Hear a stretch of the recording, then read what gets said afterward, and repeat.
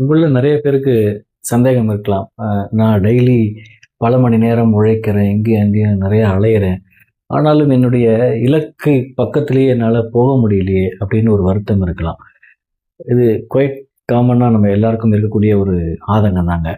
ஒரு நதியை பாருங்க, அது பல கிளைகளாக பிரிஞ்சு செல்லும்போது பார்த்தீங்கன்னா, அதனுடைய ஃபோர்ஸ் கம்மியாகும். ஆனால் அதோட அந்த நதியே ஒரே திசையில் சீரிட்டு பாயும்போது அது பாறையே உடைச்சிட்டு போகிற அளவுக்கு அதற்கு ஒரு வலிமை கிடைக்கும். அதை நம்ம நிறையா பார்த்துருப்போங்க. ஒரு சிம்பிளாக ஒரே லைனில் சொல்லணும்னா, நம்மளுடைய எண்ணம் குவியக்கூடிய இடத்துல சக்தி தானாக போய் சேருங்க. நம் எண்ணம் குவிந்து சக்தி அதிகரிப்பணும் அப்படின்றதுக்கு நமக்கு ஒரு விழிப்புணர்வு, ஆன்மீக புரிதல், ஒரு ஆன்மீக பயிற்சி இருந்ததுன்னா இதெல்லாம் நமக்கு ரொம்ப சுலபமாக நமக்கு கிடைக்கும். நம்மளுடைய வாழ்க்கையில் நம்மளுடைய இலக்கை நம்ம வெகு விரைவில் அடைய முடியும்.